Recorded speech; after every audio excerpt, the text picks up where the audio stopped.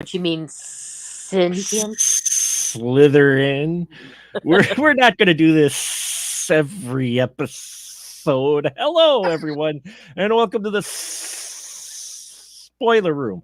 I am your host, Mark the Movie Man, and thank you for venturing down the stairs, pulling up a chair, and taking your favorite drink with us as we talk movie spoilers. Tonight, I have chocolate wine. Chocolate wine. Sorry. No, that's chocolate rain. That's chocolate rain. Hey, I felt good when he's like YouTube royalty, and he followed my Twitter channel, and I was like, hell yeah! Wow. Hell yeah, he seems like the nicest guy. He Oh yeah, really I saw interviews when he first went viral. That was back in the day when there wasn't as much YouTube. Well, there was, but E-Bomb's YouTube. world. But YouTube was more made up of, as I always say, YouTube at one point when it first started was people recording on flip phones laughing at a mall. That was a lot of the clips at YouTube. People at the mall filming themselves at the mall with their flip phones and shit. And then you get talent like Chocolate Rain. You get Lonely Girl 15. You get Will It Blend. You had those early viral sensations that took off. I was never a viral sensation that took off because everybody kept trying to get inoculated to avoid me, I guess. I don't know. You mean they had to get shots? Oh, no. Shots, yes. Mark, we can't move on before you explain the reference because, what's a flip phone and what is a mall for our younger viewers? So a mall was a place like Amazon, but you could actually walk in and walk around. Like real people? Ew. Like real people, and you could actually go in and see the product on the shelves and then go to another store, like a storefront, and like actually a tab. walk You open in. another tab. It was similar to that. Yeah. Cool. You know how you got the different categories in Amazon where you click the drop-down list. Okay, Yeah. It was like that, but in real life. So you could walk down the aisle and you had your choices of where you go. And then there was the food court, which is like DoorDash now. Only cool. you got your food, but it's still, there was many options in one area to where you could just, basically walk up and you could get pizza from this place and you could get your egg rolls from this place.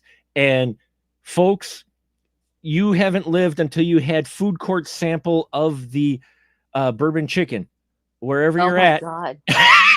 You know what I'm talking about, don't you, Angelique? It was the orange chicken for me, the orange chicken, yeah, and the Auntie Anne's pretzels. Oh, there you go. Mm-hmm. Barro pizza, whatever it's called. Sbarro, yeah. Sbarro. Wong's Walk. You get your Chinese food as well. Oh yeah. I mean, did you have any regional places in your food court? No, we didn't. Not too many. No, they were usually chains. I mean, occasionally you'd get an independent, but they wouldn't last long. Right. See, in Tennessee, there's this fast food place called Pal's Sudden Service. Oh, okay. And, and they have the best burgers. They have this thing called a sauce burger, and they take the burger patty and basically dunk it in like sloppy Joe sauce. Oh my slap God! A thing of American cheese on it and put it on a bun. Angelique, you shouldn't talk like that. They're gonna kick us off YouTube for such sexy talk. Oh my God! Can we go mobile and just drive down there right now and talk about? You want a sauce burger? Yes, I want a sauce burger. I want one right now. We're not gonna talk about sauce burgers anymore. Okay, I'm sorry to hijack the show, but now, yeah. We're gonna talk about the movie, folks, which we're continuing our Cinema Serpentes month here in the spoiler room, where we're looking at snake horror. This was a fun month to put together, especially when I found this film. I remember actually seeing it. I've got the DVD. I didn't have it here. It's upstairs. I actually bought the DVD, folks, because it's like not streaming like anywhere clearly except some YouTube channel that tries to get around the copyright by putting a cover over it. And I've done the scientific, I've done the calculations, Angelique and Ian. I've done the calculations, and I know just how long to hold the S sound for this title. It takes a little less than half a second to say S, right? So if you want to say S, there's 7 S's, so it's about 3.5 seconds to say the title of this film. So therefore, it's S. So that's how you say this title. So there you go. Okay. Love it. And yes, folks, I you dig heard their science. you heard their sexy voices. First off, she is back with us in the spoiler room from the South. It is none other than Miss Angelique Bone. Hello, Angelique. How are you? I am splendid. So glad to hear that. Ian thought we had this out of our system last week. Oh, But Angelique wasn't here for it, so we But got Angelique, everyone gets a turn No. at the wheel. I had We to got a- inject some new cobra blood. into Cobra it. blood. Is that similar to tiger's blood? Anyway, then of course we have the one and only man who keeps coming back for more, Mr. Ian Simmons. Hello, Ian Simmons. How are you, sir? I'm doing great. I cannot wait to talk about this movie. Wow. Yes, folks, 1973, before you knew him as Starbuck, this was his second feature film ever. Mr. Dirk Benedict starring in Yes, that is the title That's of not static, this. folks. That's not static. That is the title of it. The trailer for it, which I'll play before the episode on this audio only version, is hilarious. It's like, don't speak it. It's freaking. Yeah. What's funny? Directed by Bernard L. Kowalski. Lies. That is a made-up name. That is not a made-up name. He directed, you'll be surprised, a lot of TV, but he did do a lot of TV movies back in the day and a lot of westerns, and Perry Mason episodes. He directed mostly TV and TV movie shows. So yeah, but is a feature film with Dirk Benedict, put out by Universal Pictures. So this is a Universal Pictures monster film. And Angelique, since Ian usually is here braving talking to me about this every week on the show, since you are here, it is your turn. Give us the synopsis of If I can. if you can. I mean, there's a lot to unpack here in this There film. really is. There really is. There's romance. There's intrigue. There's rivalry, jealousy, experimentation, and the circus. For good measure. Yeah. So one of my first questions was going to be, was this originally intended as a TV movie? Because it looks like a TV movie and it acts like a TV movie, except for the shining pearls that are Reb Brown's butt cheeks. It's true. It is a young Reb Brown. We get Yeah. a Reb Brown. We get a Reb Brown sighting in here. Yeah. But I digress. I don't know who Reb Brown is. I mean, I know who he played, but who is Reb Thrust Brown? McBeef chest. Captain America. I love your names for things, Angelique. We're just gonna let you sit here and describe Reb Brown for the rest of the episode. He's a walking, talking bicep. As I like to call him, Rub Brown. Am I right? Sorry. All right, yeah, you're right about that. You can rub one out. Yeah. No. I got Rub one carpal out. tunnel. I mean, Wow. Sprained a finger. Well, this is Reb Brown's first movie ever. yes, it is. So you're getting young hunk Reb Brown. But if you're not familiar with Reb Brown, yes, he's been in many a cult film. He was Yor in Yor, the Hunter from Beyond, Strike Commando. He was in a Space Mutiny. He was in Robo War. That Reb Brown. Yeah. Yeah. He was in what else in here? It's okay, Ian. It's okay if you don't. Yeah, Captain America. He was Steve Rogers, Captain America, in the 1979 Captain America double feature, which I have. Yeah. There it is. Here, I got to meet him at Wasteland when he was there. Here we go. Oh, Captain Really America. sweet dude. Yeah. Captain America, Reb Brown. He got to play Steve Rogers before Evans. So, totally see that. There's debate on who was the better Captain America, because I mean, who can beat that outfit right there? Who can beat that motorcycle? And that motorcycle, yeah. But yes, with all that intrigue, I'll actually go into the plot a little bit. okay. Might She got distracted by I Reb did. Brown's I speaks, did. I'm so, sorry, yeah. guys. It's okay. So, is There the you go. story of a herpetologist who is trying to play God, and university's gonna stop paying him, and he gets mad, and he demands another intern, and doesn't want anybody messing with his daughter, and he's trying to make better snakes, I guess is the best way to put it. Then it kind of takes a revenge thing, and he starts using snakes to kill people, which is fun. And then it's kind of a blur. It was very dark for the whole film.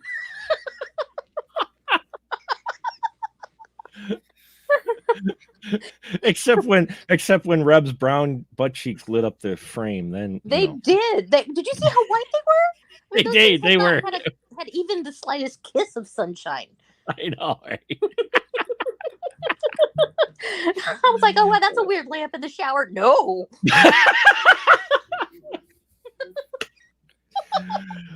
But yes, the veteran actor and Western guy who I think's worked with Kowalski, it's probably why he's involved in this project, Strother Martin, playing basically a mad scientist, Dr. Carl Stoner. Gotta love that name.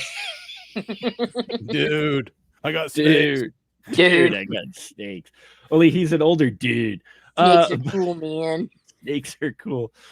What I love about this is that it opens with this, they've already done one of these, spoiler folks, he's making mutants, okay? Mutant snake people. Okay, there's your spoiler. There you go. Don't go away, though. There's a lot more. Because he meets up before he was out in space handling Buck Rogers. Tim O'Connor shows up here as the circus runner of a freak show, and he's got something in a box, and you can hear it moaning in there. And if you've seen the trailer, you're like, oh, what? We never see it. You just get the title screen.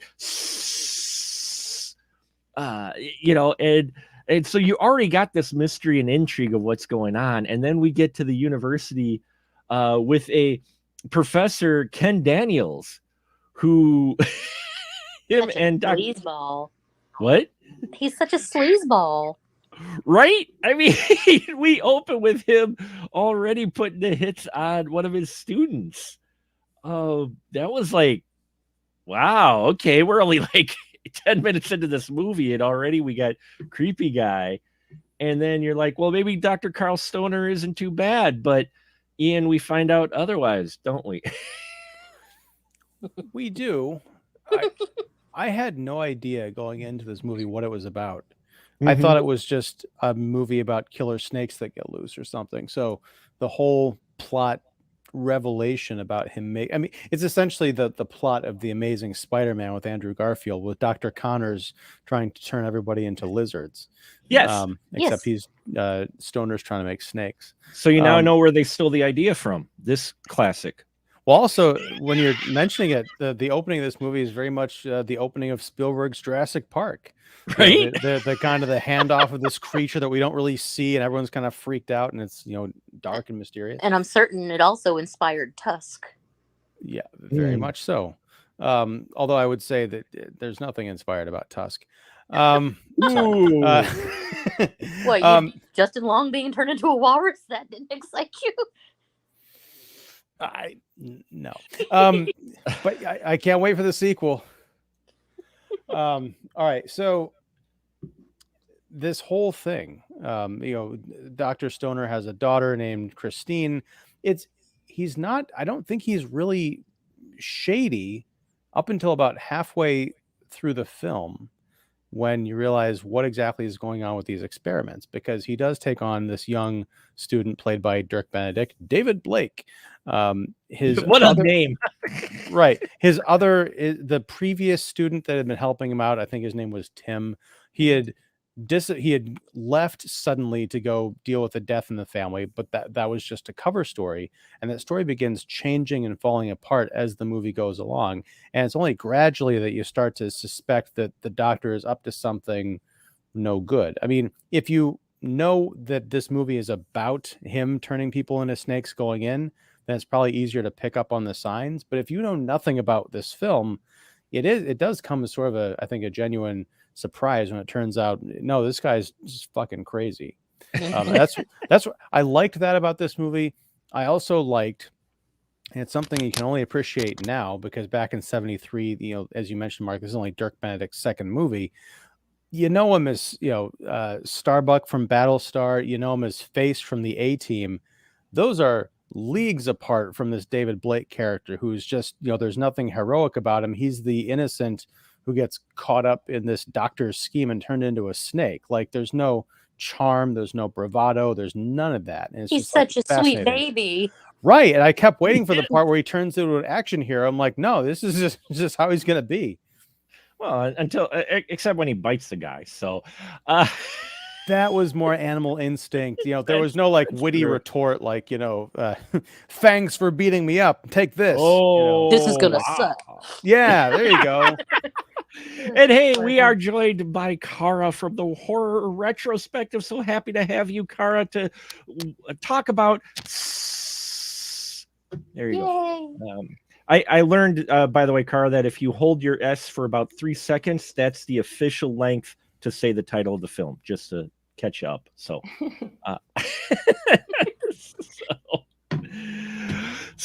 Kara, why don't you give us your thought? When you remember when you first saw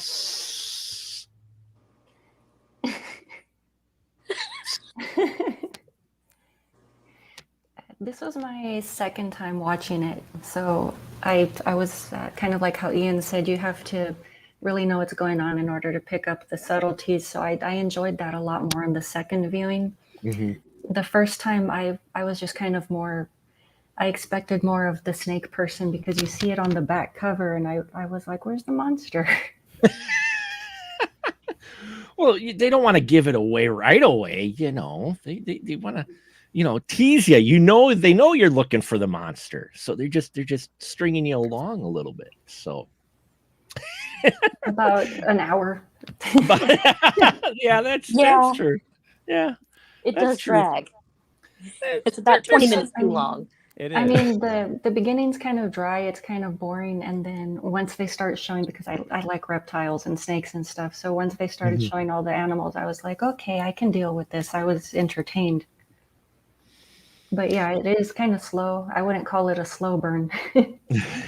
It's a little slow, but they, I think they did that only to set up so they can have the bad guy have the bad thing happen to old Reb Brown later on, justify it. It's almost like they set up that whole first chunk because he bullies, David Blake's character, and there's just this little rivalry between him and David Blake for whatever reason.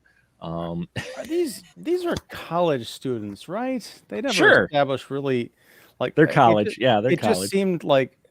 It just seemed like way too old to be like, yeah, I'm the captain of the football team. I'm gonna bully this kid. I'm like, dude, you guys are in college. What the fuck? It is college, yes.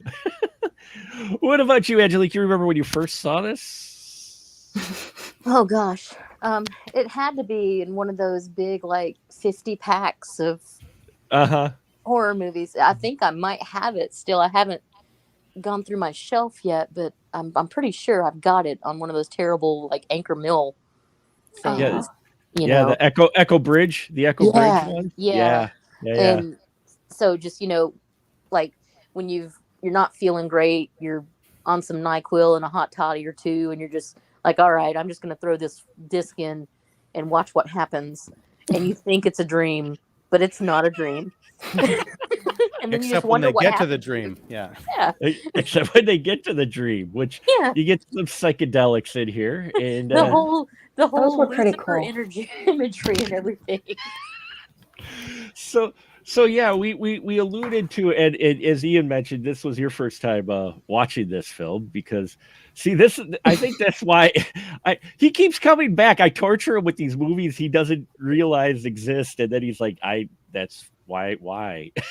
He enjoys it. That's why he keeps coming back. I do. Even the ones that are lousy. I'm not saying this movie's lousy, but they're always interesting. Well, Yeah. Man. yeah, but we already established, the David Blake character, he is the most innocent you'll ever see Dirk Benedict play. I mean, from here on out, he's like like, hi, I get chicks. Yeah.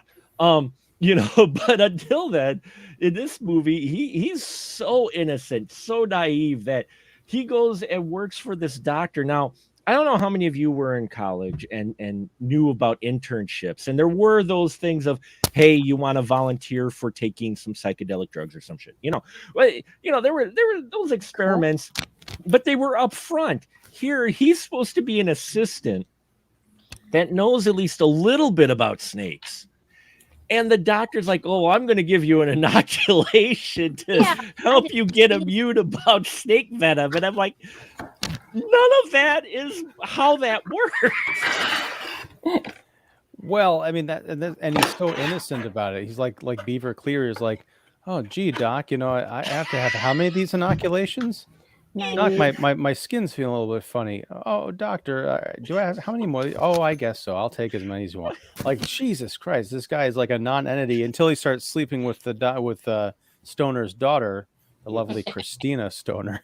Christina Stoner. I love these names. Christina Stoner. Who I love just the random point. She's got these giant, 70s college student glasses, and whenever she takes them off, we get to see like her point of view. I'm like, what is this? Yes. Well, that's how they could show a naked Dirk Benedict without showing a naked Dirk Benedict. Dork Benedict. Dirk Benedict. Because when we first introduced to the doctor, he gives him he like wastes no time. He gives like David an inoculation like immediately after he introduces the snakes. Now we have to back up because the film introduces you and says all the snakes in this film are real. Mm-hmm. Which mad props, because that was a really effective opening title card. Mhm. Because there's so much in this movie that we've seen other, we talked about snakes in a plane last week, and you tell most of those are like CGI snakes, but just realizing that when you see an actor grappling with a snake, oh, that's not just some rubber snake. That's somebody grappling with, you probably had like snake handlers off to the side, like very closely helping to choreograph these shots. It's pretty freaky. Mhm. Well, Stoller Martin, the way he handles these snakes, you'd swear, I mean, this guy's a veteran actor by now, but you'd swear he handles them all the time. You're watching him. He's like, that's a real snake he's grabbing by the head. That's a real, whatever, black mamba. And it's crazy. Well, you could tell he was nervous, though. Yeah. That He fumbled reminds that me. hook a couple of times. He did, and it makes you wonder when you get to see where they're when they're bit. It's like, what? Because some snakes are defanged, movie snakes. So it was just some of these snakes seem to have their fangs. So it was just really or like when they get the python, when they had the python show up and it actually opened up its mouth and it like, you're like, pythons aren't really supposed to be doing that. I can swear some of the snakes, the effects they gave them, they sounded like, are you a lion? Yeah. This movie was so noisy. Like everywhere you turn, it was like. Well, they were trying to keep that. They were trying to keep that, feel of danger with that noise. So let you know the snakes were always around. But yeah, the fact they're using real snakes for pretty much everything. And you have your actors actually involving with them really is surprising, in a good way. I mean, it's like it adds another level of danger because you're like, holy crap, these are actual snakes, whether or not it's controlled, whether or not they've been, had the venom drained, whatever, it's still on screen. It's pretty scary, especially the King Cobra, which was a real King Cobra, which was a scary freaking character. Yeah. Mhm. Angelique, what'd you think of the King Cobra? Ugh. No, thank you. He can stay in his little cage, and no, please don't play with this. Don't play with the snake. Don't. Oh my God, the anxiety. No. Well, you I get- can't help it. My brain just went into the gutter when you said don't play with the snake. that's for the OnlyFans after hours episode. We'll leave that later. No, anyway. Sorry, I couldn't. I apologize. One S for every inch. Sorry. Wow. Your Majesty. What was that? 7 S's in the title? Yeah, Mhm. 7 S's in the title. Speaking of the snakes, though, I've got the little trivia here about it. Apparently, the 5 King Cobras were imported from Thailand from the feature, and they were ranging from 10 to 15 feet in length. They had been recently caught in the wild and were in good health and full venom capabilities. Oh, The snake park milking scenes were real and meant to mimic what Bill Haste did at his septarium in Florida daily. About 1 ounce of venom was collected during each take and no harm to the snakes. A different cobra was used for each take. The filming of this took most of the day as the cobras spent most of their time trying to escape the fenced enclosure area rather than raising up into attack mode. No. That just goes to show you that snakes just want to be left alone, folks. They're like, what the fuck, man? I was sleeping in my tree, and suddenly now you got the camera in my face. I'm not getting scale. oh gosh. Sorry. I'm Sorry. surprised you haven't thrown in a lubriderm joke in there yet. Sorry, I couldn't help that. But no, I love all the snake interactions with the people, and even when the snakes are attacking people, that's real snakes. It's not puppets, and that's what I love about that as well. Is that, and they managed to shoot the snakes, wouldn't you say, Ian? As characters, they actually give these snakes some personality. They're not just, oh, look at the snake. Like at least the pet that they keep. Who's it? Harry. Harry. Henry. Yeah. Yeah, Henry. I thought it was Harry. It's Harry. Or Harry. It's Yeah. Harry. Yeah. Harry. I thought that was the joke because he has scales. Harry's my boy, though. Yes. Yeah, I mean that's the thing is it's not so much the way they shoot the snakes. I mean, I think that's key, but the way it's almost in the writing and the performances, especially as Dr. Stoner gets more deeper into, or we get deeper into his madness. He consider these snakes to be characters and not just pets, and so we believe it. I mean, I think this movie is a little bit too long, and at times it's a little bit too goofy, but I think if you were just to have this to be a character study of Strother Martin's Carl Stoner, A+. I did think it gets a bit strange in that it stops being this kind of a cool, like weird science horror movie, and then it becomes a slasher when he goes after Reb Brown, or whatever his name, in the shower. Like he follows him to the dorm. He gets into the building, gets into his apartment, and walks into his bathroom. No one in this town has ever heard of a lock.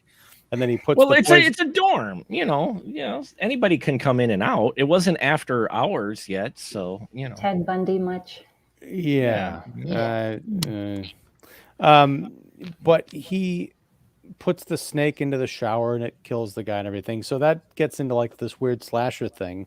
And then when the sleazeball Dr. Ken Daniels discovers what's going on, he gets conked on the head and he wakens in the dank basement with 2 glass cages with snakes in it, and like, I want to play a game. If you can find the key to the thing.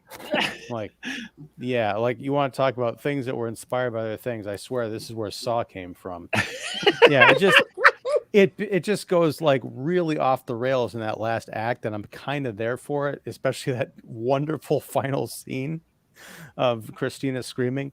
But it's it's a weird movie.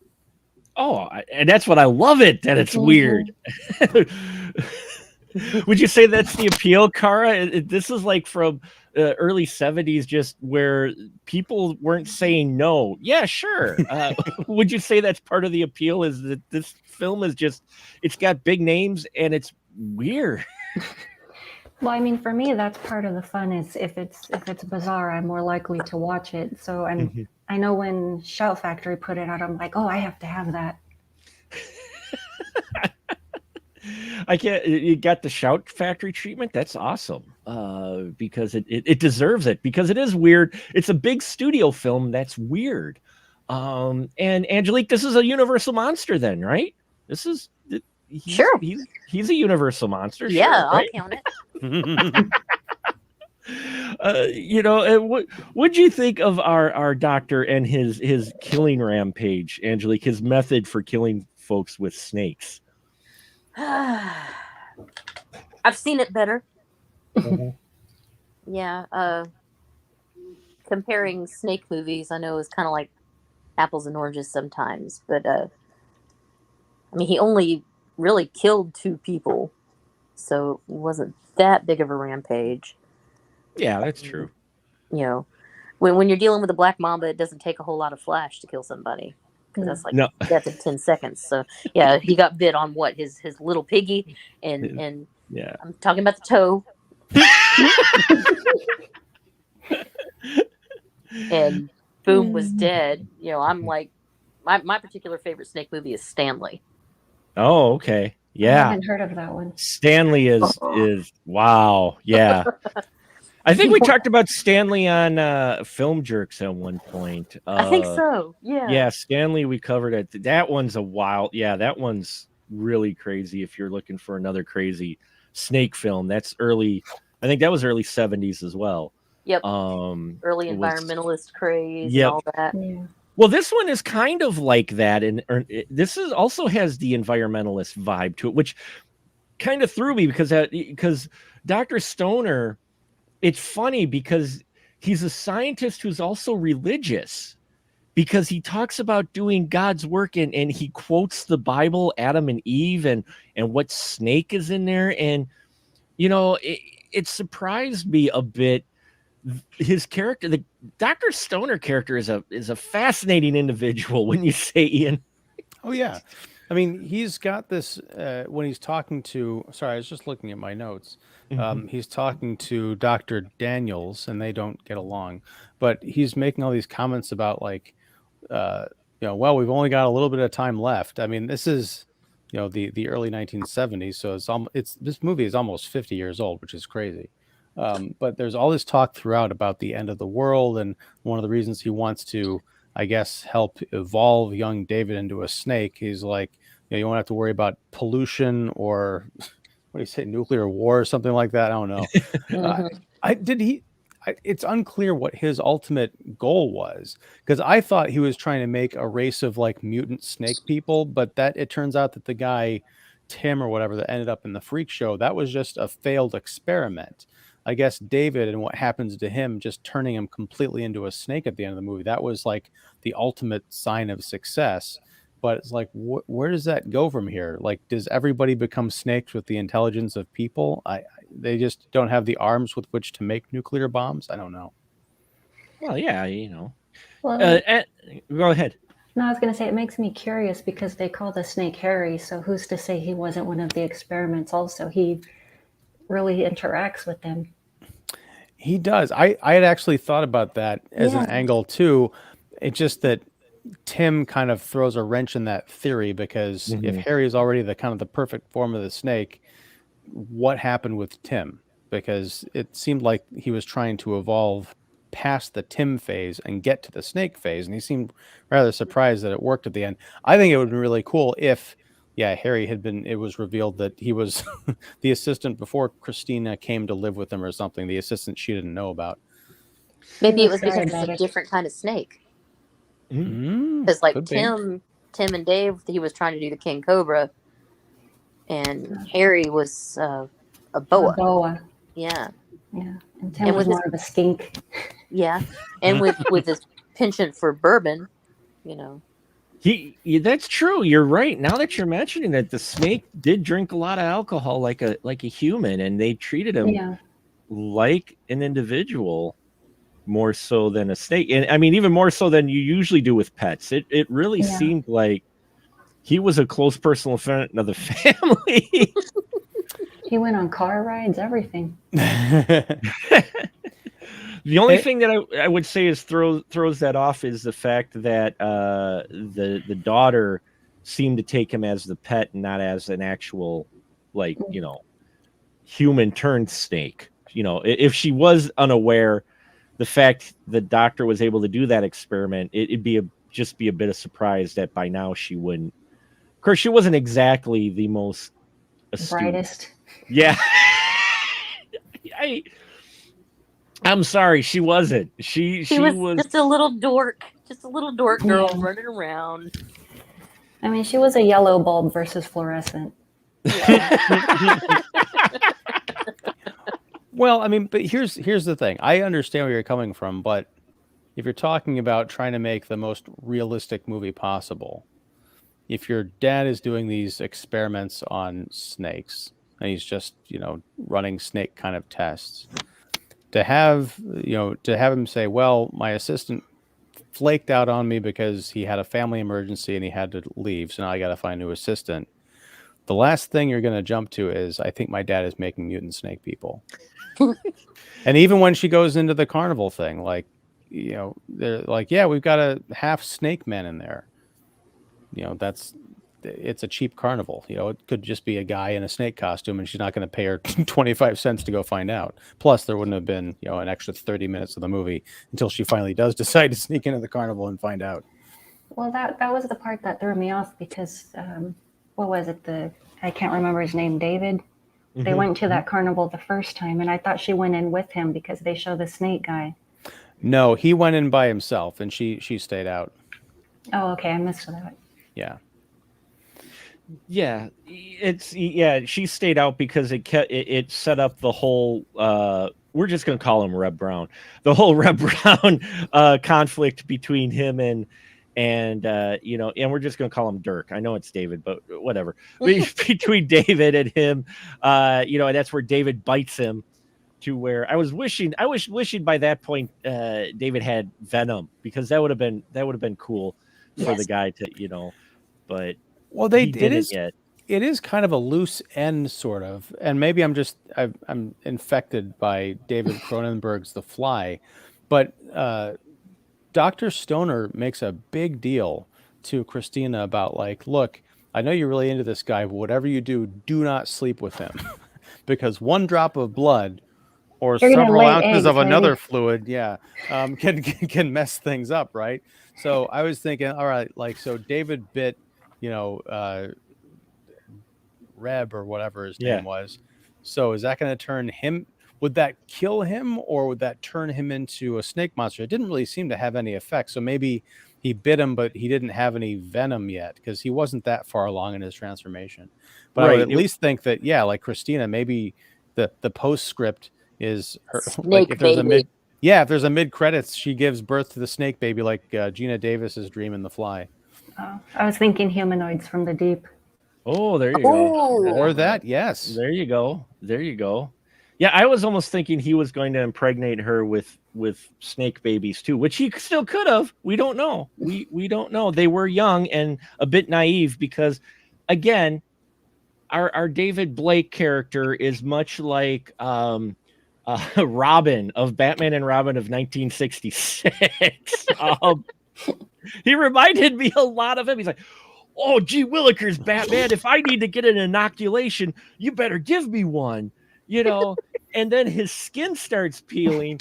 And seriously, these guys, him and the daughter, are just not the brightest bulbs on the tree, because he's like, oh, the doctor's like, oh, well, that's just, consider it like sunburn, but the opposite way. And I'm like, from the inside out, yeah. On the inside out. And he's peeling like chunks of skin. I mean, it's not like a little peel.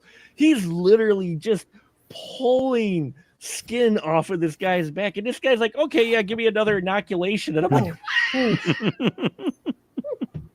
oh yeah, never mind the fact that the inoculation, the first one you gave me, made me trip the fuck out. Trust Maybe the that's science. the end of Maybe that's why he liked the inoculations. It could be. It could be. Angelique, what do you think of the dream trip out sequence? I mean, you can't have a 70s flick without a little bit of a trip, you know? And it was Oh, I perfect. like how that rhymed. Yeah, I like that. You got it, the lava, and then the wood carvings of Lucifer, and Well, and then the kind of the 007 thing, to where he's thinking of body parts, female body part, and it's a woman's leg, and then the silhouette turns into neck. lava, and then the silhouette then you see volcano and lava, and you're like, oh, okay. All right, we've gone trippy, yeah, but when you watch anything from the 70s, you're right, Angelique, you come to expect it. Plus, you get a montage. We get the montage of him and getting inoculations and him becoming friendly with the daughter. Mind you, this is only supposed to be over the summer, so Summer loving happened so fast. apparently, They had themselves a blast. I think that's the only thing that really got me, was just how naive David was. I'm like, like I said, you would have suspected, I think. And just said, maybe we should stop, doctor. When my nostrils go flat and, I'm starting to look like Voldemort. Of course, Voldemort didn't exist at that time. But still, if he did, you'd be like, I think I'm good. No, it was so precious when he was like, I'm so ugly. and then Christina makes that joke about male vanity. And you just hear him in the background. And you're going, no, you don't understand. He is. Go ahead, Kara. Oh no, I was going to say it's kind of like he was supporting her statement. Yeah, he was. Well, he is Face Man, so he was a rather attractive individual. So to lose his looks, like he said, I thought he didn't look bad as Snake Face, personally. He looked better. Yeah, and think about less shaving you have to do, and you don't have to worry about cutting your hair. I mean, well, especially he maintained that awesome hair for pretty much up until the end. Yeah, right. You would have Which is thought weird, that chunks of it would have fallen out, and you would see scales underneath or something. Yeah, that's what got me. That's the only thing that got me, was I was like, okay, with these inoculations, it was like, okay, he's fine. Oh yeah, boom! It was like shot number 8 is what did it, because then suddenly his skin is green. He's got scales, and then it just doesn't take long after that to where he turns, in that final act when the cops suspect something, because you've got the one girl. He loved him up. I killed him. I loved him 3 times. Yeah. Just how much did you love him 3 times? Wow. That's pretty tame. She was so upset. Because folks, as we get into the third act, these deaths have happened. We've got these 2 cops who are familiar with the snake place and Stoner. The girlfriend of Steve, who is Red Brown's character, Steve, she comes in and she thinks she killed him with sex, which is hilarious because she said 3 times, and he's like, oh, the coach only, in their conversation earlier when they were in bed, he's like, coach only wants me to have it twice. I'm like, jeez. I knew he wasn't draining, and I still did it. Oh gosh. Thought, But does the whole flying solo thing still apply to you can only have sex twice? yeah, that's true. This is the American educational system.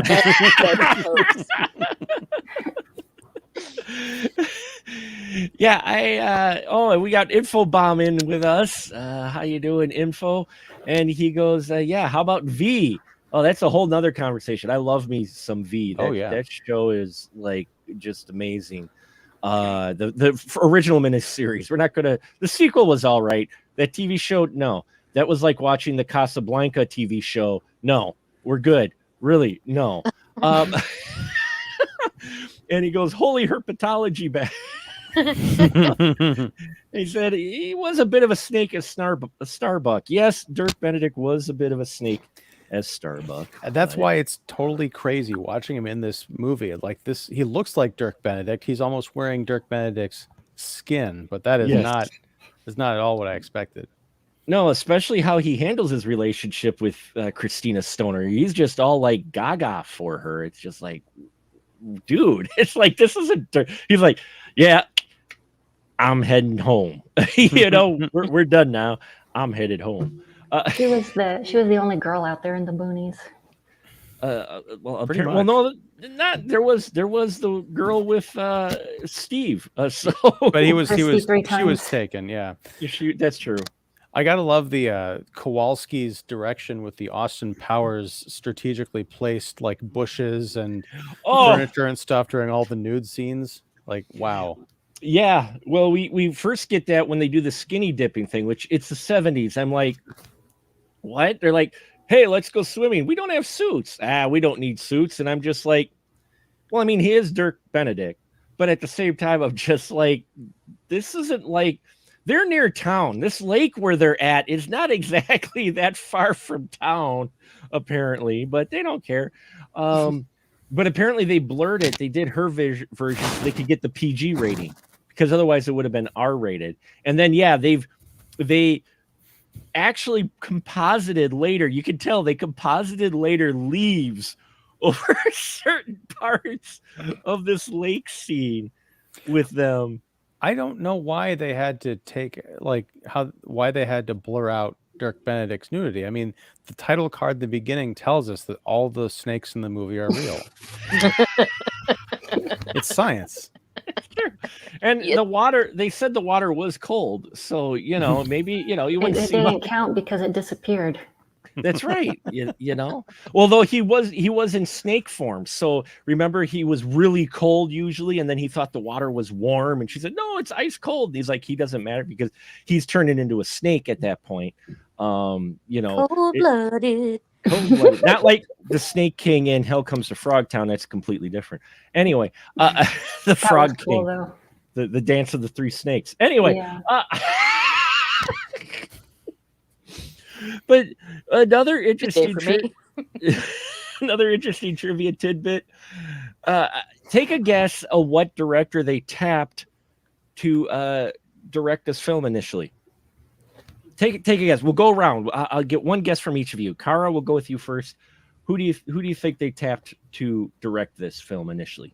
I can't think of anybody that was around at the time, so I'm just going to be goofy and say Oliver Stone. Okay. Angelique? Altman. Okay. Ian? James Cameron.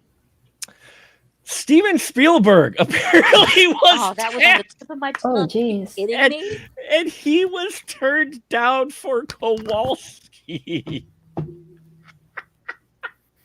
Now, granted, this is 2 years before Jaws. It's 2 years before Jaws. He, you know, so he's not. But apparently, yeah, they picked Kowalski over. I'm very upset right now. I want to have flying snakes. I want to see Spielberg's. You got 3 seconds. You got to hold it for. Remember, I'm too mad. Too mad. That sound was the steam coming out of Angela's ears. Yeah. Infobomb dropping some more trivia here. Well, Heather Menzies, who of course played Christina, dealt with those snakes known as Nazis, as she was among the Von Trapp children in Sound of Music. So there's a Sound of Music connection with. So there you go. And I got one other connection for you folks. Prepare yourself. Our good friend of the spoiler room, the diva of the spoiler room, Dawn, brought it to my attention. There is a Puppet Master connection. Oh. Apparently, The Curse of Puppet Master directly took the plot of this film, changed snakes for puppets, and did that movie. They basically took this script. They even thank and credit script for it. Yeah, because Curse of Puppet Master is turning a guy into a puppet. And apparently they took it directly from this film. Yeah. Was there an equivalent scene? Was there an equivalent scene where there was someone in the shower and then the killer sneaks in and puts like a little miniature puppet in the shower with him? No, there wasn't, but there should have been. Now I want that. Blade shanks him in the Achilles. Yeah.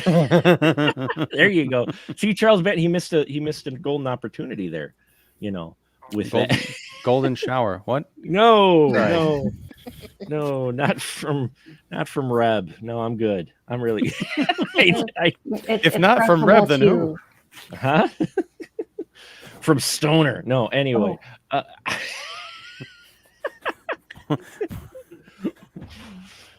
Yeah. But if you pile in a bunch of snakes to attack him, though, is that like snake cocky? Snake cocky.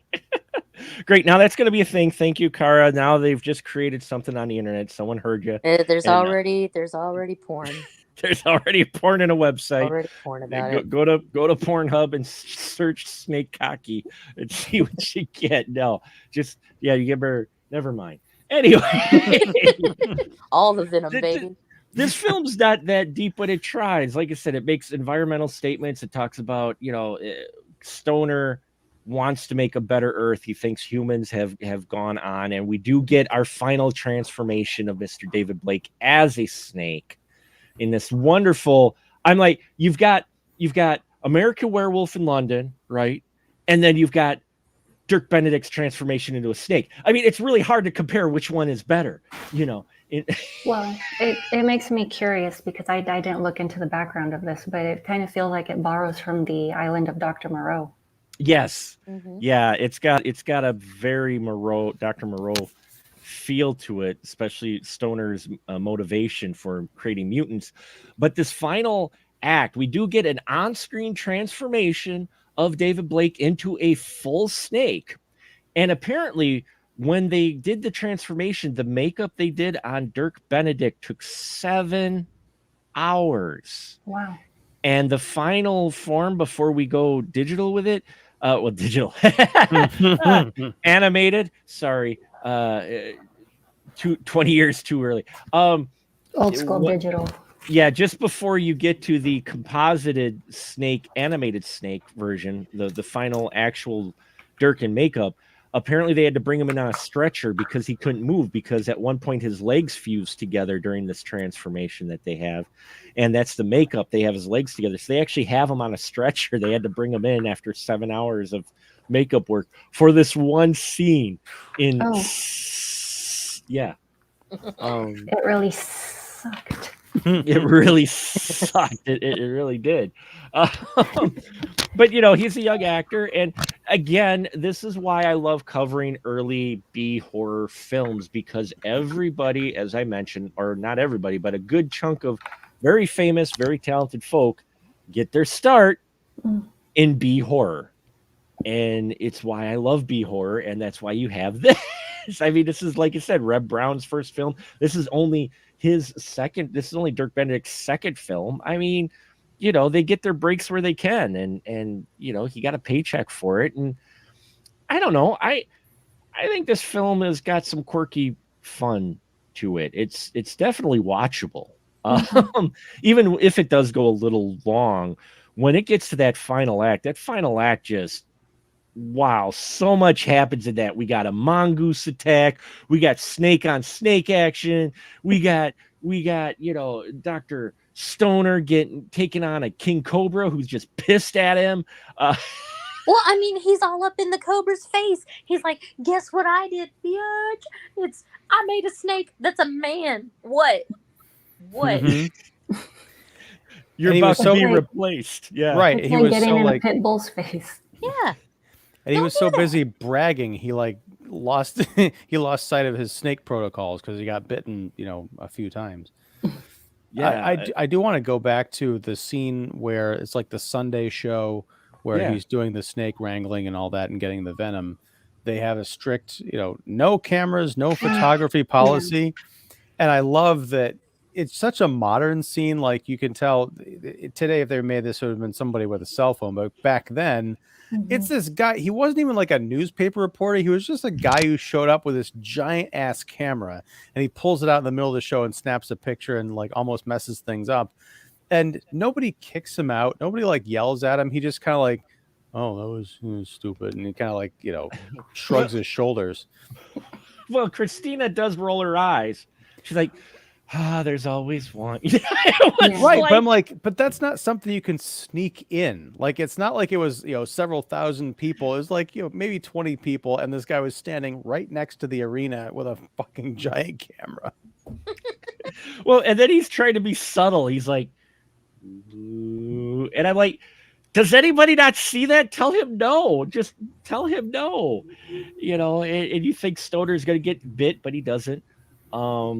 But yeah, I dig this film. I remember watching it a while back and getting to watch it again. It's better than I remember. This isn't, wonderful cinema, but considering what they're working with, the fact that it's real snakes, who you have in it, and there's actually a story here, a mad scientist story, which you might not quite expect. I think that's the appeal. Cara, what's your final thoughts with? Even though it starts off slow, I still had a lot of fun with it. I kind of like those little playful moments where she says, "Oh, I killed him," and all this other stuff. But you can kind of see where it doesn't take itself too seriously the entire time. They kind of throw in some lightheartedness in there, which makes it, I don't want to say tolerable, but watchable. It's not taking itself too seriously. So, what? Come on! I had to. Angelique, your final thought with It's just a stupid little movie. It's fun to watch. It's one of those where it's like, you want to see something crazy? All right, here, boom. No, that would be Society. Oh yeah. Whew. Oh wow, that's a whole nother level of crazy. Want to see something crazy that stars snakes? Yeah. There you go. Got to be more specific, I guess. Yes, They were snake struck. I really don't have anything bad to say about it. I mean, it's an early 70s schlocky creature flick. Yeah, it is. I mean, it knows what it is, and it's still done in that style of the B-movie double feature. Apparently, this was the last double feature released by Universal Studios. They actually paired it with The Boy Who Cried Werewolf from 1973. It was a double bill. Huh. Which makes me now want to seek out The Boy Who Cried Werewolf. I've not heard of that film, but now Same here. Now I want to. It sounds like a fake movie name from like. You made that shit up. What's your final thought with this film, Ian? I kind of love it. It's weird because like I think the first 2/3 of this more than I liked it when things got really crazy, because I was really into the Strother Martin, doctor character, even his relationship with his daughter, and there's some real mystery there as to what happened. When we find out what happened, and then the doctor kind of goes off into serial killer, jigsaw mode, I kind of tuned out. But then I also think it has a great ending where the sheriff shows up, blows away the king cobra, and then they go into the lab and she realizes to her horror that her boyfriend has now become a full-on snake. And it's as simple as that. It's not like, I keep mentioning The Fly, but we don't get any moments where like she's staring down the snake and like it's trying to communicate with her or whatever. And it's just, she sees it, the sheriff has its shotgun drawn, and freeze frame on her screaming. It's the perfect ending. So yeah, I think it's easy to look 50 years or so back on this and say, oh, it's cheesy and it's silly and all that stuff. But I get the feeling that the people who made it were trying to make a legit movie, but they're also trying to make a legit movie that's going to be on a double feature with The Boy Who Cried Werewolf, ultimately. Right. Well, Oh, go and ahead. it makes me curious because it was a little bit too, I guess, cartoony. They threw in a mongoose and they're like, I'm going to beat up this snake. Well, I mean, that was almost the red herring, or because he's throughout the film, like in the cage, and you kind of wonder, was this another experiment, or like what's the deal with this creature? And so they end up I think wrestling it's to wrestling each tell other at the end. how much of a king cobra David was, because in the film you watch the mongoose, it doesn't really care when there's people, but when he's near the king cobra, he's going batshit. Right. Then when David's becoming more and more snake, it starts going nuts in the cage. Yep.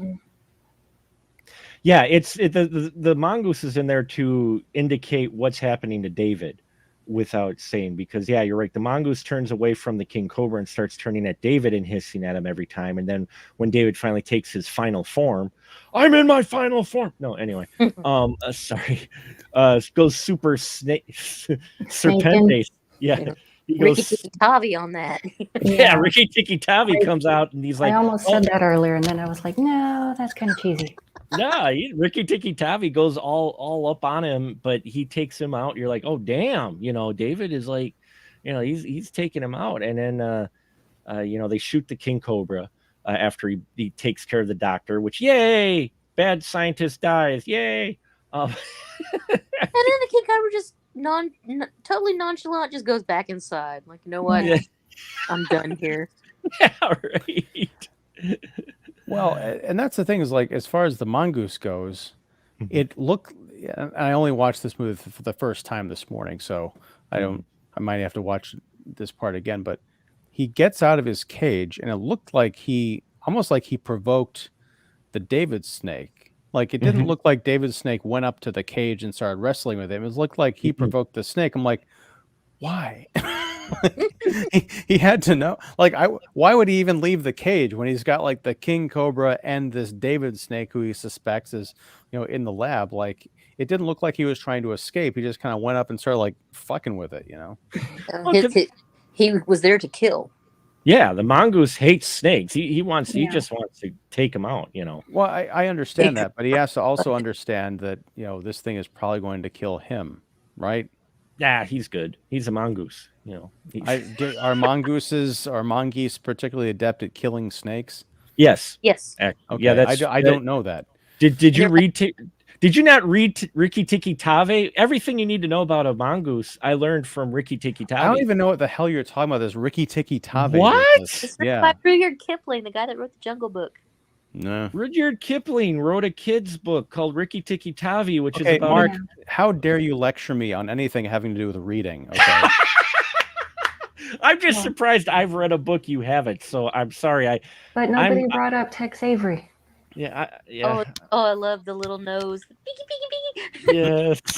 I apologize, Ian. I know that's your realm. It's just that it doesn't happen often that I actually have read something. I've heard of. I know Rudyard Kipling. I've never heard of this Ricky Tikki Tavi thing. It's a story about they have a mongoose. It's a pet mongoose, and then there's this snake that ends up tormenting this family, and Ricky Tikki Tavi comes in and basically saves them. But the snake comes in through the toilet, and he hangs out in the bathroom.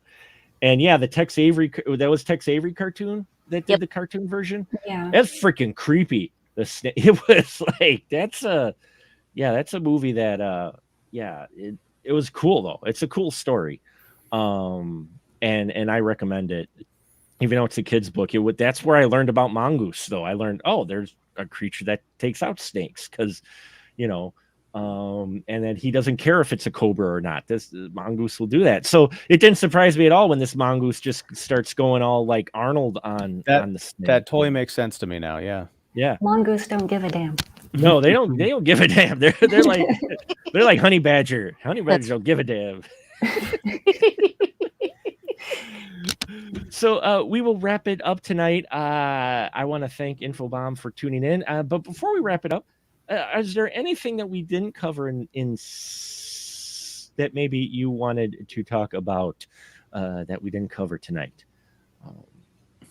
And like I said, it's not exactly a deep film, but it's a fun film. And it is the first film that was produced by the pair of Zanuck and Brown, I think it is, who would go on to produce films like The Sting, Sugarland Express, Jaws, Jaws 2, Cocoon, Driving Miss Daisy, Mulholland Falls, just to name a few. So the executive producer of this was like his third film of executive producing, I think, or whatnot, or fourth. This was the first one he paired up with Brown, and they went on to do some of the biggest films, at the time.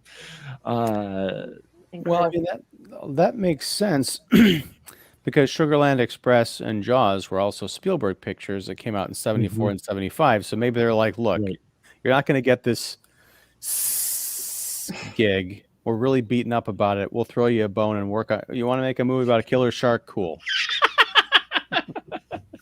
Yeah, go for it. Here's some dollars. Go have fun. You're not going to see the shark. What? You're never going to do it. The shark doesn't work. Well, we can't pay you to fix it. We gave you a certain amount of budget. Just work with it, man. You're an indie guy. You can make the most of it. Fine. Hey, John. Yeah, John. Yeah. We need a theme for a shark because we can't show him, but we can. That is POV. Done. Dumb. Dumb. Well, it's about as catchy as Jason Voorhees' little theme song. You mean dumb? No. Yeah. Murder, kill. Which is on my Friday the 13th Part 3 in 3D vinyl that I got I played during Trick or Treat. It's got the disco murder, death, kill version theme song from Part 3. It's awesome. So, sorry. Info Bob dropping the last few things. He goes, did the film make you go zzz? No, this does not put you to sleep, actually. And could you pair it with Rikki Tikki Tavi? You could probably pair this. Yeah, it's a PG film. You could pair it with Rikki Tikki Tavi. And fun for the whole thing. Yeah, there you go. And he said, Cobra is the dreaded foe. Wouldn't it be something if Stallone and Cobra had a pet mongoose? Oh, my God. Listen. Marion Cobretti does not have time for a pet. Okay? No, he's got to fire up that computer that he has in his house to look up. He's got to cut his pizza with scissors. Yeah. No, here's the deal. Flying car chases. Yeah. Cobretti wins at the end, right? And he goes home to his pet mongoose. His pet mongoose fucking kills him in his sleep. Don't you dare talk about Cobretti like that. Don't you dare. No. Cobretti has a villain he has to take on who calls himself the Mongoose in Cobra 2. Yes. I didn't make it that far. Cobra 2, The Bite of Justice. Oh. Anyway, or Cobretti takes up listening. karate and he has his own Netflix show called Cobra Kai. They know not what they do. Cobretti Kai. You hear me, Stallone? You can do it. Cobra 2. There you go. Fangs of Justice. There Give we us go. a credit. Give us Spoiler Room a credit. So thank you, folks, for this winding, slithering conversation about this very unique early 70s horror film with some interesting individuals and some interesting connections, which is always why I love looking at some of these early horror films and just seeing who's involved and what they connect to and what they influence later on. So hope it wet your whistle and seek it out. It doesn't cost that much if you want to buy the DVD. If you don't get the fancy version, it's like $7 the DVD was. So, I mean, it's like, and it's worth it. It's worth it for a night. Pop some popcorn with some friends and enjoy some snake entertainment. Now, to enjoy some other entertainment, it's my license to shill to my guests. This is where I give the floor to them so that they can tell you where you can find their stuff at when you're done listening to this. So, Kara, go ahead. Where can they find you at? Most of my stuff is on YouTube, so it's same place, YouTube Horror Retrospective. lately I've been doing just watch along live streams. It's been a while since I've gotten back to doing reviews. Cool stuff. But you got a lot of great stuff there. And yeah, folks, if you like films, people talking about type films, yeah, you want to check out the horror retrospective. Some great stuff there. Angelique, License to Shill. Really, things have been all quiet on the southeastern front here, but hopefully I'm going to be cranking out some more stuff. Right now I'm just here and on Monsters, Madness, and Magic. That's where you can Nice. find it. Awesome. And Mr. Ian Simmons. Damn you. No, I'm Ian Simmons. I run Kicking the Seat, which you can find at kickseat.com. I'm also on YouTube, where tomorrow night, or Wednesday, the 9th of November, if you're watching this in the past, I'll be doing a live stream. I'm going to call it a roundtable review, although I assume it's just going to be me yelling into the wind, of Weird, the Al Yankovic story, which is now playing on the Roku channel. And hopefully, before this weekend, I'll be able to post part of a roundtable interview that is going to happen. And by the time you're watching this, will have happened in the past, hopefully, with S.S. Rajamouli, the director of RRR, my favorite film of the year. So, Wow. yes, that is going to be happening soon as part of a roundtable. So, Lucky you. Did you actually get to? I'm knocking on wood. This hasn't happened yet, so I'm hoping Okay. hoping it happens soon. Well, I hope that does happen for you, because RRR was awesome. Yes, it was. So good. Probably one of my top, if not top, fun, just overall round films of the year. Do a nacho dance, man. Oh man, that dance routine alone, I get exhausted just watching it. So, well, I hope you didn't get exhausted listening to this, folks. We got some great stuff coming up. Next week is our The Horror of 1988 special, where we are looking at, well, none other than the Hugh Grant epic, The Lair of the White Worm from 1988. So we got that coming up on deck. I got some interviews I did with some wonderful indie filmmakers from Sleep, Walk, Kill, which we'll be posting soon. I'm a little late on that. And we got a lot of other great stuff. So check it out, specialmarkproductions.com. Thank you so much. And now we'll just say a good night, everyone. Good night. That almost worked. Sleep. Almost. Skiddly-doo.